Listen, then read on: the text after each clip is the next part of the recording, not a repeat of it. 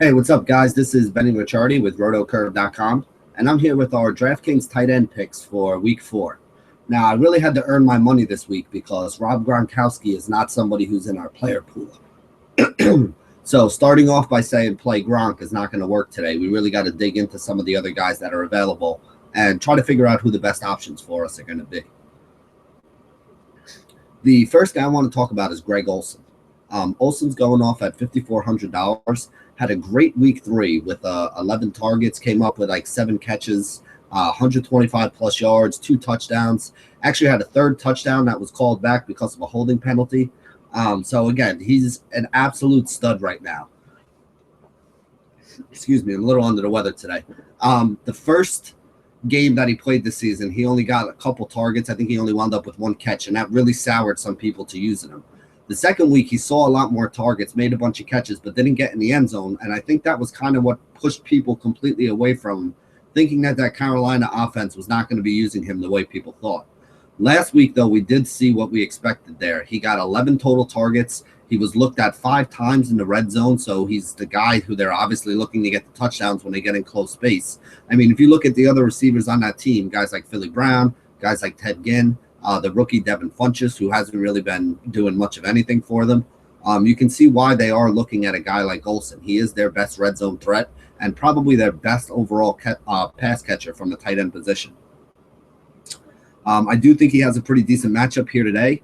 And again, like we said, with him being a guy who was one of the top yardage and catch guys at the tight end position last year, the fact that people are kind of sleeping on him and overlooking him, probably should have meant that he should have been somebody we were looking at for our rosters. I think he's going to be much higher owned this week, especially coming off that huge game. But I do think he's still a solid play. While I might shade away from him in tournaments because of that high ownership, I do think he makes one of the best cash game plays on the day, as he's one of the guys that we have the most faith in and somebody who we can expect to see those targets and definitely some more of those red zone looks. Next guy I want to talk about is another guy who gets a lot of targets, and that's Jordan Reed of the Washington Redskins. Now, he already has 28 targets on the season. They line him up sometimes outside as a wide receiver, so he can help there, especially until Deshaun Jackson gets back, which I don't think is expected to be this week. He's a red zone guy, although I do want to temper that because while he does see some red zone looks, I do think Washington would rather run the ball when they get down into the red zone, give it to guys like Matt Jones and Alfred Morris and let them bang away. So I don't think that this is a team that's looking to throw it a lot when they get into the red zone. So even though he does get some red zone looks, I don't really give him such a huge upgrade for that as I would, some other guys whose teams might be a little more pass happy. They do play the Eagles this week, so they are Eagles being favored probably means that Washington's going to be down at the end and needing to throw, and that's usually when guys like Garcon and Reed start racking up some of their catches. And the Eagles also play at such a high pace that there's going to be more plays allowed for both them and their opposition. I know that they went very run-heavy last week, but this is still a team that does like to throw the ball and does like to speed the pace. Even when they're running, unless they have a big lead, they're not usually chewing up the entire clock. It's not like the Dallas Cowboys where they're snapping it with 2 seconds left on the play clock every time. They'll get up to the line of scrimmage. If there's 20, 25 seconds, they'll still snap the ball and run a play so that they can get another play and another play and another play off. It's just part of the system that Chip Kelly runs. So whenever a team is playing against the Eagles, they usually wind up with more plays too. And it's just intuitive. The more plays you have, the more opportunities you have to throw the ball, the more opportunities to throw, the more targets are going to go Reed's way. The more targets, the more catches, the more yards, the higher fantasy score. So basically it's just a snowball effect of everything with the way that they play. So I do think they're also in a good position here because of that. I think that Reed's a guy who could see probably 10 targets in this game, especially if they're down and they have to throw the ball late. And if you give me 10 plus targets out of a tight end that's only 4,500, I think I like his chances of getting to 12 or 15 points and paying that off for me. So I think Jordan Reed is definitely somebody you can look at in your cash games, and I think he has some GPP upside as well if he ever catches a touchdown. If he does happen to get in the end zone, he should put up a big score. Next guy I want to talk about is Jimmy Graham. Again, they're looking to get him involved. So you guys know I've been saying, all preseason how I wasn't a big fan of Graham. I don't like the switch from primary receiver in a pass-happy offense that throws it 600 times to just another piece on a team that throws it maybe 400. I knew his numbers were going to take a hit, and the first 2 weeks they did. Last week when they went home after starting out 0-2, he made a little bit of a gripe about not getting the ball, and they made an effort to get him the ball, and it actually worked out pretty well. I think they threw about 10 or 11 passes his way, ended up with like 6 or 7 catches, had like 60 or 70 yards, found the end zone, got a touchdown. Everybody was happy. And I think we could see the same thing this week. He should get a decent amount of targets in this game, at least early on until they blow it open. And they play a very bad tight end defense. In week 1, Kyle Rudolph had 5 catches and a touchdown against Detroit. In week 2, Ladarius Green went 5 catches for 70 yards and a touchdown. And then in week 3, Owen Daniels also had 5 catches and a touchdown. So it's easy to see how Jimmy Graham could have a 5 to 8 catch game here for 60 to 80 yards and a touchdown and really return good value for you at only 6,000. Remember, there's no Gronk in the pool this week, so I do think he's going to be very highly owned. If he's highly owned for a tournament, I'd probably try to fade him. But if he's highly owned, I think he does have a lot of merit in cash games. I think he has a very safe floor this week. I do see him getting some targets, getting some yards, and very likely getting into the end zone as well, because I do expect Seattle to put up some points. Especially if Marshawn's banged up. If Marshawn's banged up, they might not want him just pounding ahead at a defense from inside the 5. They might let Russell roll out, and if Russell's on the rollout, Graham is athletic enough to get open in space and use his body to come down with one of those. The last guy who I think makes a really good play this week is Travis Kelce.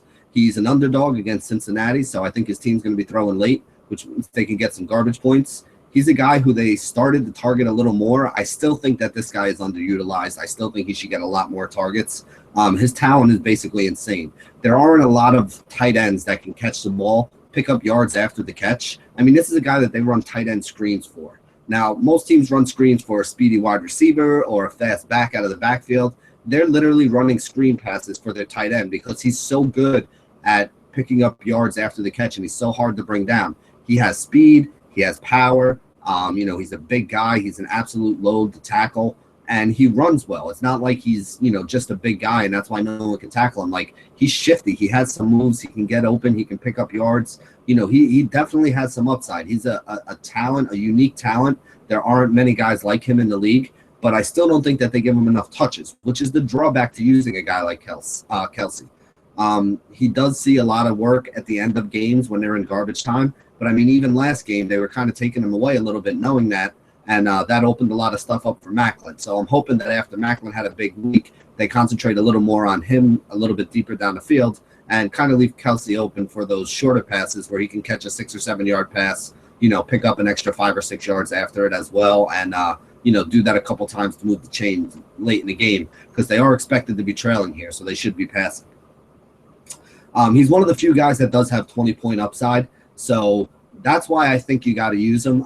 Again, I don't think he gets targeted enough for me to really like him in cash, but I do like him in tournaments because he could have a big game. He's a guy that can get 7 to 10 catches. He's a guy that could get a 100-yard bonus for you, and he's definitely somebody who can get in the end zone once, if not more than once, just with his talent. So if they do give him a few more targets and a few more opportunities, I think Kelce could come up with a big game for you.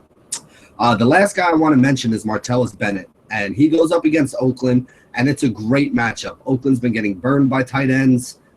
This would be one of my favorite plays if Jay Cutler was in. And I can't believe I just said that, but that's the truth. With Jimmy Clausen as the quarterback, I just don't know. I don't know if Clausen's going to be able to get him the ball. I understand everybody's going to be talking about Bennett this week. The matchup is ideal. He's in a really good spot. Again, like Olsen, he's somebody people are kind of forgetting about. He's one of those tight ends that, was up there towards the league leaders in receiving yards and receptions last year. I mean, he's very, very good. He's one of the best tight ends we have in the league. I'm so down on Jimmy Clausen. I don't know if I can do it, even though I know that Bennett is obviously a very good, spot here today. So his price is really good. He's in probably one of the best spots of any of these guys.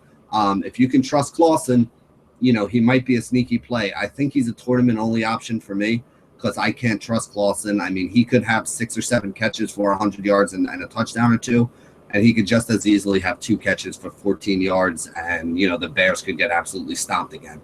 So just keep that in mind. Like I said, on paper, Martellus Bennett is probably the play this week, but in reality, just like I said, if you aren't as down on Clausen as I am, maybe it'll be a little bit easier for you to roster this guy, and I can see you doing it. I'm not going to argue against anybody, but for me, the Clausen factor just really makes it a tough thing to do. So that wraps it up for our tight ends for this week. Like I said, with no Gronk, we really got to look around and figure out which guys we want to be on. I think my favorite play overall might be Jordan Reed for cash. I do like Kelce a lot for tournaments. I'm also going to have some Greg Olsen in both cash and tournaments because I do think that he's just the most solid, safe guy this week without Gronk in there that is probably going to see 8 to 10 targets. And that's really all we want. If you're going to get targets out of your tight end and your tight end's in a good game where he can probably get some red zone looks, that's going to be the kind of guys we want to put on our roster. So that wraps it up for our DraftKings tight ends for this week. Thank you guys for joining us. And as always, stay classy, DFS.